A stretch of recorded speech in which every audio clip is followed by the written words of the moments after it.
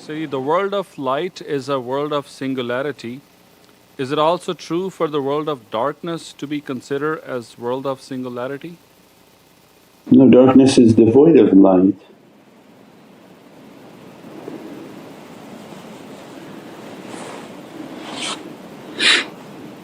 Shaitan is devoid of light.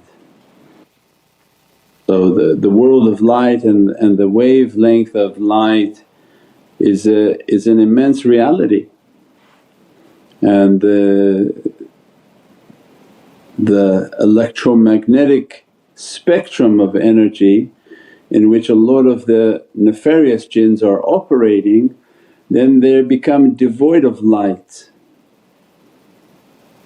So light is a gift from the heavens, and that's why the humans have a temporary light as a testing for them to reach towards eternity. So they're given a certain frequency and said, make it to be eternal, and that's why we're sent for a test onto this earth. Because heaven everything is stagnant, what do you want to do in heaven? There's angels, there's you, and everything is good. So you have to come to the abode of testing. So we're here for a test to run through the Olympics of dunya, up and down, jump through hoops, do every type of struggle, so that Allah give us a stronger frequency, then reach out for realities for stronger frequency. Then as a result they achieve more and more lights. Allah's gift of light is eternal. What they achieve of lights is an eternal gift that they take with them through eternity. Shaitans are void of light. They're using energy frequencies from around, right? They don't have a light.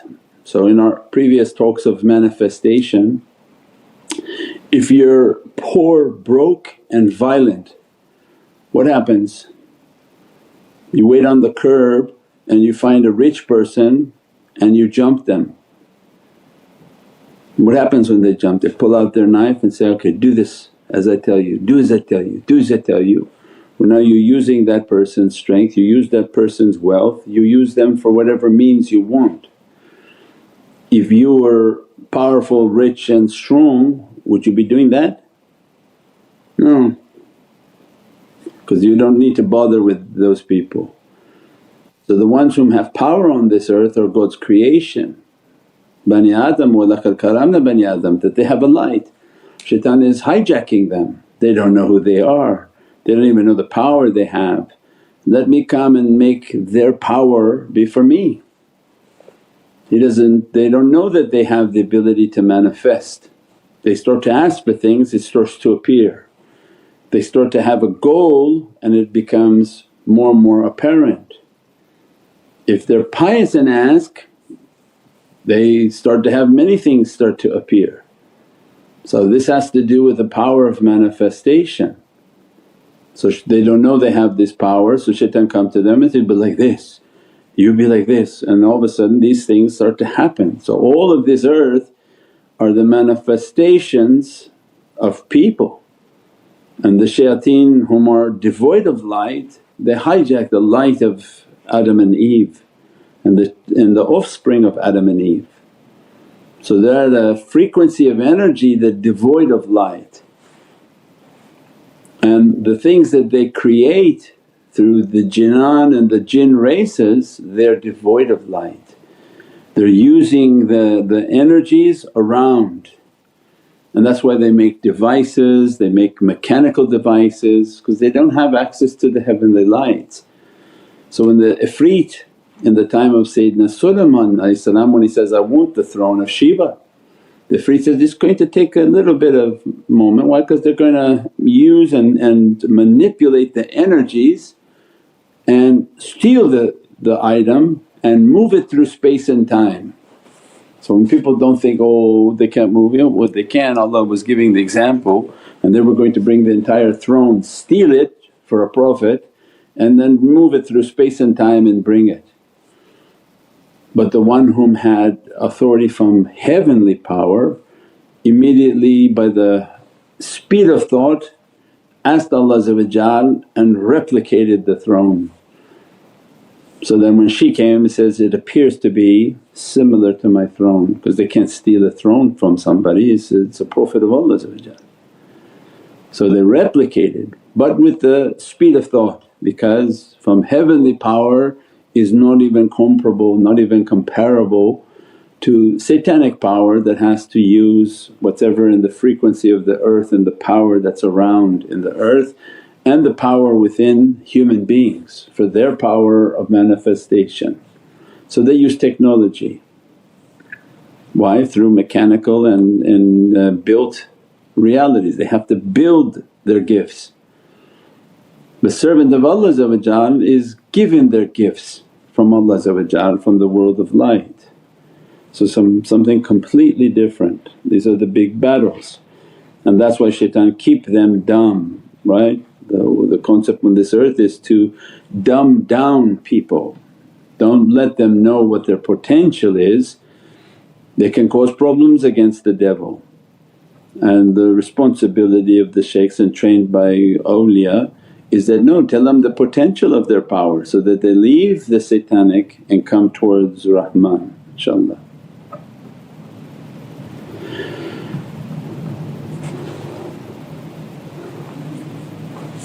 As-salamu alaykum Sayyidi. Wa alaykum as-salam wa rahmatullah. Sayyidi, does hearing bad sounds in a dream state also affect our energy compared to hearing bad sounds in a real life? But they're somewhat similar, because the bad sounds in a dream is some sort of event happening. So there's something being recalled, a time, a place, or something's happening that these sounds are being played, the jinn are trying to interfere with a memory and understanding. So it's an attack, and either way if it's not good it's an attack. So again, sleeping with wudu, sleeping with the coverings and everything that's been described in our energy teachings. So you get the energy book, get the meditation book, have a ta'weez and prepare yourself for a spiritual battle at all times. Sleep state is a dangerous state. So it's a vulnerable state or a powerful state for the servant. So they have to always keep their preparations, keep their understandings and learn. That's why they have to understand how to bring their energy, how to purify their energy, how to have their spiritual protections, how to keep their head covered, and everything that we teach in our energy protocol and everything that Prophet brought for us, inshaAllah.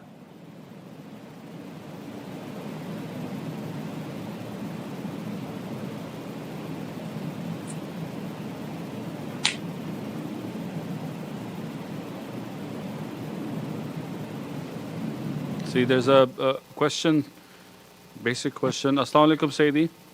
Wa alaykum as-salam wa rahmatullah.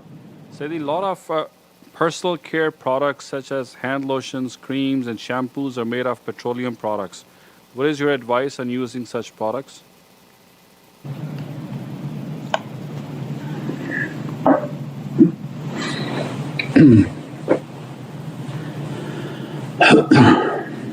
That anything that we use has a difficulty within it. So whatever people can return to a more purified state is more important. And your energy practices will begin to regulate that more. Somebody whose practice is not too strong, they're not governing themselves by the energy they feel, and as a result the heedlessness that these chemicals have break their wudu and make these creatures able to penetrate their wudu. So only the people whom they understood that reality, so their shaykhs that they train, everything about them is energy. If you rub lotion on If they put lotion on their hand and on their feet, immediately they feel a burning, because now negative energies can come through, because what's been put on them is not something pure. Its impurities will allow the shield upon them to be penetrated. So if they put something on their face, immediately their face will have an itching and feel like fire. Their feet, their hands, if they leave their head uncovered, again something coming like eating at their head. So the covering was not only for home and nobody sees them, the head is now exposed, so again like a creature's coming upon their head, they feel something like scratching at their skull. So everything, whatever it has in it, either it builds your energy field or voids the energy field. Then you look back at these lotions, the chemicals, oh they have this ethanol, alcohol, they have all these different chemicals. Common person is not disturbed by that, but it could be the source of why they have attacks, why they have difficulties, why they have different… and because the shaykhs know it, that when they touch that, somebody says, oh okay well use this for your hand, it's so great, as soon as they put it like this all of a sudden their hands are burning like getting hot, because things are able now to penetrate and attack them. Where before just the purity of water and being purely clean and keeping themselves to be sort of clean, then that is something different. So they use more organic. So if you use castor oil, it's organic, it's pure, it's not a petroleum product. So they put those, or put olive oil, then they can accomplish the same thing, they can take away the dryness from what Allah has provided. But as soon as you go to these companies with these moisturizers and creams and all of these different products, you run the risk and the difficulty of being attacked. So and people may have sicknesses and they say they're not relating the sickness to the fact that you put all of these petrochemicals on your face, then yes you're going to have difficulties with energy coming to your face, to your entire being. You put them on your hands, your feet, then yes you're going to have the energies and the difficulty of energies. You go back and say, oh I have a lot of like leg pain and back pain, and make sure that you don't put these chemicals on your feet, because that's where the energy is going to be coming up. And you can put